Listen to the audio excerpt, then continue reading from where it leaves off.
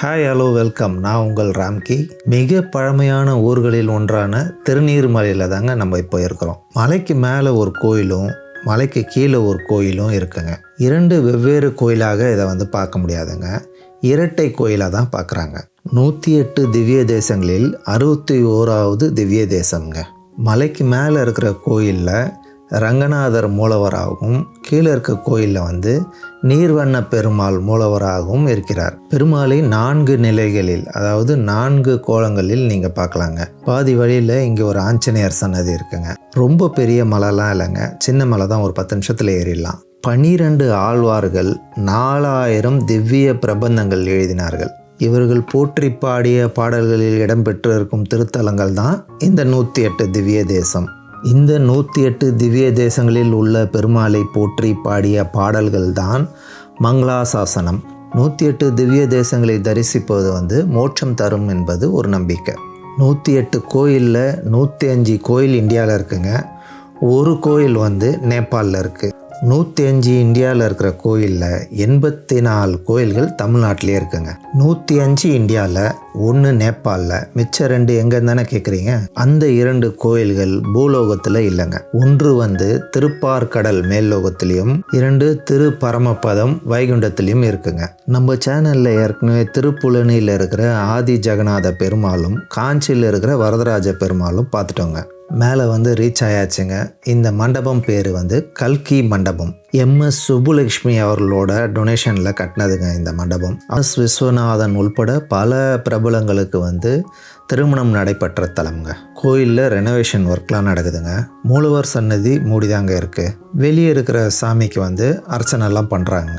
நான் அடிக்கடி வர கோயில் தாங்க. என்கிட்ட பழைய ஃபுட்டேஜ் கிளிப்ஸ் இருக்குது, அதை இது கூடவே அட்டாச் பண்ணுறேங்க. இந்த பணிகள் நிறைவடைய 1 வருட காலமாகும்னு சொல்கிறாங்க. கல்கி மண்டபம் உள்ளே நுழைஞ்சவொடனே கொடிமரம், பலிப்பீடம், கருடாழ்வாருக்கு சன்னதி ஒன்று இருக்குங்க.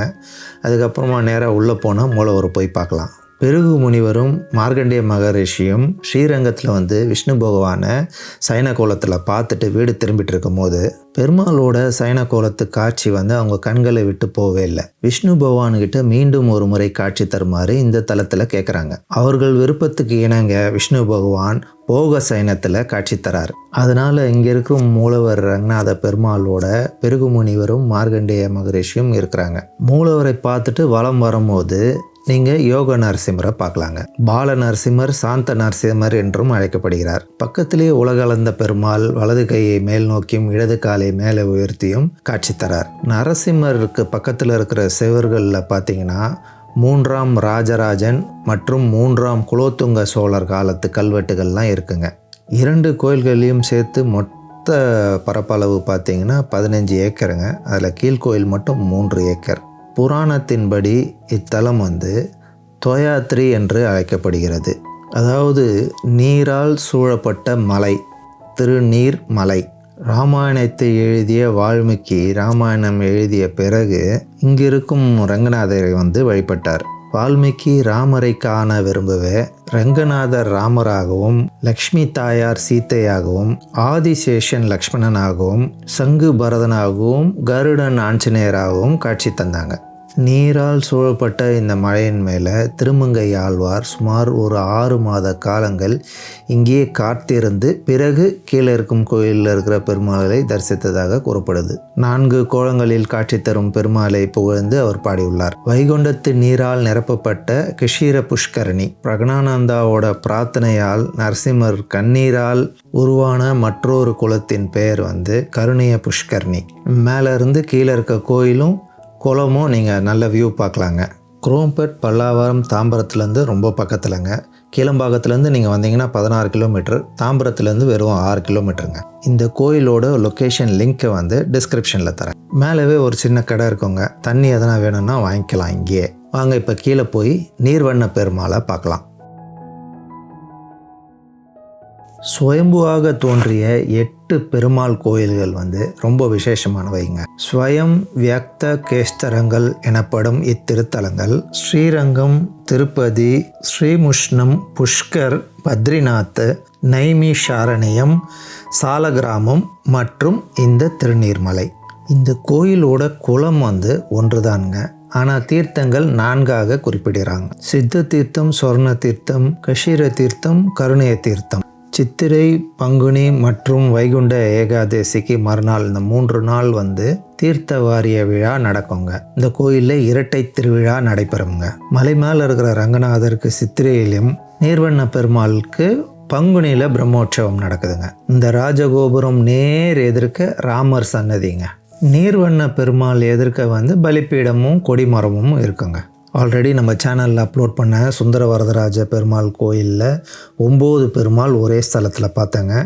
அதே மாதிரி இந்த ஸ்தலத்தில் வந்து 4 பெருமாள் பார்க்கலாங்க.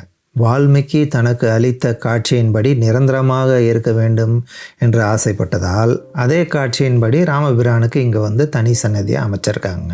ஆஞ்சநேயர் பறக்கிறதுக்கு முன்னாடி இருக்கிற ஸ்டேஜில் இருப்பாருங்க. கொஞ்சம் சாஞ்சி பறக்கிறதுக்கு ரெடியாக இருக்கிற மாதிரி இருப்பாருங்க. கீழே இருக்கிற இந்த கோயிலையும் ரெனோவேஷன் ஒர்க்லாம் நடக்கிறதுனால மூலவரை நம்ம பார்க்க முடியாதுங்க. உற்சவருக்கும் தாயாருக்கும் பூஜைகள் நடக்குதுங்க. இந்த வீடியோவோட லாஸ்ட்டில் பழைய கிளிப்பு நான் ஜாயின் பண்ணியிருக்கேங்க. மற்ற நாளில் எப்படி இருக்குன்றதை பார்க்கலாம். அதில் தாயார் அனிமாமலர் மங்கை ரங்கநாயகி. குன்றத்தூரில் ஏற்கனவே 3 கோயில் வீடியோக்கள் நான் அப்லோட் பண்ணியிருந்தேங்க. குன்றத்தூர் முருகர் கோயில், குன்றத்தூர் நாகேஸ்வர சுவாமி கோயில், குன்றத்தூர் கந்தளீஸ்வரர் கோயில். அந்த வீடியோலாம் பார்க்காதவங்க அந்த வீடியோவும் பாருங்கள்.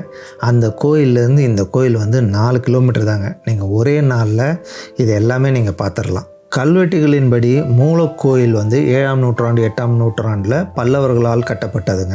பின்னர் சோழர் காலத்தில் இது புதுப்பிக்கப்பட்டதுங்க. பின்னர் பாண்டியர்களும் விஜயநகர் பேரரசும் திருப்பணிகள்லாம் செஞ்சுருக்காங்க. பெரும்பங்கு ஆற்றியது வந்து சோழர்கள் காலத்தில் தாங்க. இந்த கோயில்லையும் கல்வெட்டுகள் இருக்குங்க. அதை நம்ம வலம் வரும்போது பார்க்கலாங்க. ராஜகோபுரத்துலேருந்து உள்ளே நுழைஞ்சவனே ரைட் ஹேண்ட் சைடில் மூலவர் சன்னதிங்க. நீர் சூழ்ந்த மலைகளின் மத்தியில் இருந்ததால் நீர்வண்ண பெருமாள் என்று அழைக்கப்படுகிறார். நீல நிற மேனி உடையவர் என்பதால் நீலவண்ண பெருமாள் என்றும் அழைக்கப்படுகிறார். முகலாயர்கள் படையெடுக்கும் போது சென்னையில் உள்ள சென்னகேசவ பெருமாளில் உள்ள உற்சவர் எல்லாம் இங்கே பத்திரமா எடுத்துகிட்டு வந்து இந்த கோயிலில் மறைச்சி வச்சதா சொல்கிறாங்க. கொஞ்ச நாள் கழித்து அவங்க திரும்பி எடுத்துகிட்டு போகும்போது இங்கே இருக்கிற உற்சவரையும் நீர்வண்ண பெருமாள் உற்சவரையும் சேர்த்து எடுத்துகிட்டு போயிட்டதாக குறிப்பிடுறாங்க. ஃபஸ்ட் டைம் வரவங்களுக்கு ஒரு கன்ஃபியூஷன் இருக்குங்க. கோபுரத்தில் நேராக வந்தோடனே நேராக போயிடுவாங்க. ராமர் சன்னதிக்கு தான் போவாங்க, மூலவர் இங்கே இருக்கிறாருன்னு தெரியாமல். மூலவர் சன்னதி இப்போ மூடி தாங்க வச்சுருக்குறாங்க.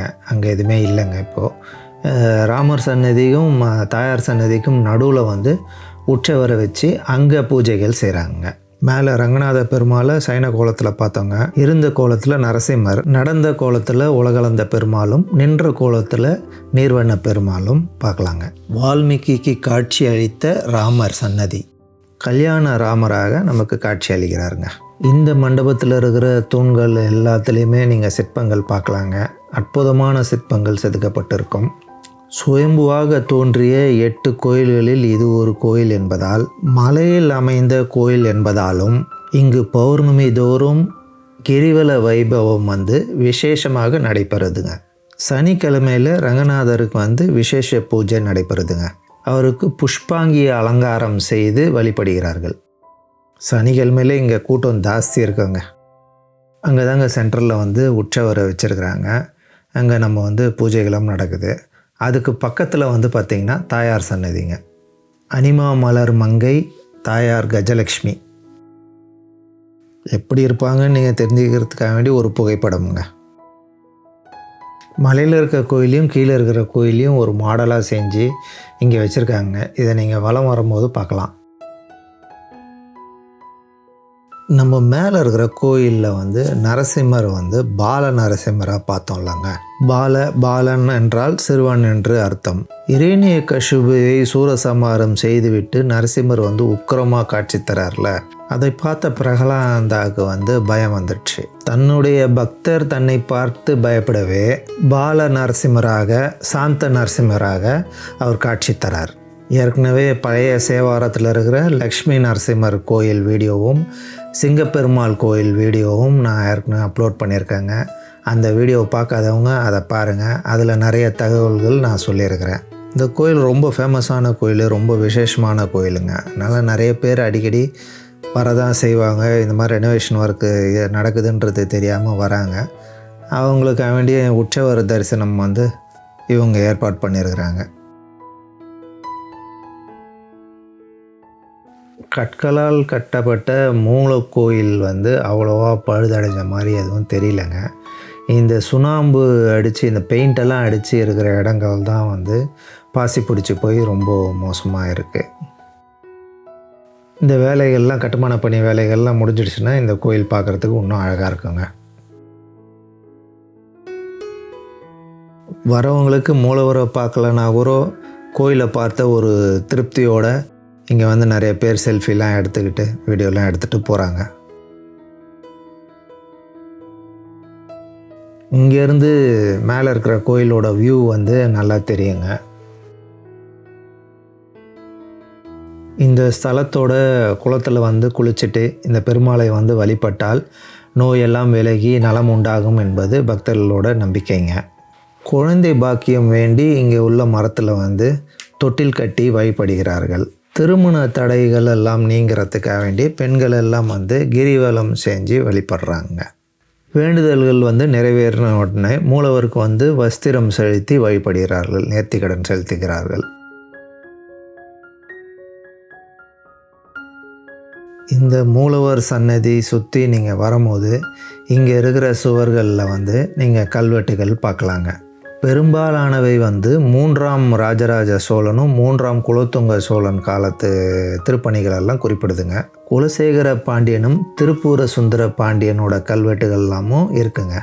ஒரு சில கல்வெட்டுகள் எல்லாம் வந்து பூர்த்தி ஆகாமல் இருக்குங்க. அதனால் அதில் என்ன எழுதியிருக்காங்கன்றதை ஆர்கியலாஜிக்கல் டிபார்ட்மெண்ட்னால் கண்டுபிடிக்க முடியல. திருநீர்மலை பக்கத்தில் இருக்க பம்மக்க நாயனார் கோயிலுக்கு கொடுத்த நன்கொடையெல்லாம் கூட இந்த கோயிலில் குறிப்பிட்டிருக்குங்க. நீர்வண்ண பெருமாளுக்கு நேராக இங்கே வந்து கொடிமரமும் பலிப்பீடமும் இருக்குங்க. நீங்கள் சென்னை பக்கம் தாம்பரம் பக்கம் வந்தீங்கன்னா வரலாற்று சிறப்புமிக்க இந்த திருக்கோயிலை வந்து பார்க்க கண்டிப்பாக மறந்துடாதீங்க. பிளான் பண்ணி வந்தீங்கன்னா இந்த இடத்துக்கு பக்கத்துலேயே நிறைய கோயில் இருக்குங்க. ஒரே நாளில் நீங்கள் நிறைய கோயில் கவர் பண்ண முடியும். இப்போ நீங்கள் பார்க்குறது வந்து ஒரு பழைய ஃபுட்டேஜுங்க. இது மற்ற தினங்களில் இந்த கோயில் எப்படி இருக்கும் அப்படின்னு நீங்கள் பார்க்கலாம். ரொம்ப தூரத்துலேருந்து நீங்கள் வர மாதிரி இருந்தால் செக் பண்ணிவிட்டு வாங்க. இந்த கோயில் கும்பாபிஷேகம் பண்ணும்போது வந்தீங்கன்னா நல்லாயிருக்கும். உங்களுக்கு இந்த வீடியோ பிடிச்சிருக்கோன்னு நம்புகிறேன். பிடிச்சிருந்தா லைக் பண்ணுங்கள், சப்ஸ்கிரைப் பண்ணுங்கள், ஃப்ரெண்ட்ஸுங்களோட ஷேர் பண்ணுங்கள். அடுத்து இதே மாதிரி ஒரு சூப்பர் கோயிலை நம்ம மீண்டும் சந்திப்போங்க. தேங்க்யூ, பாய்.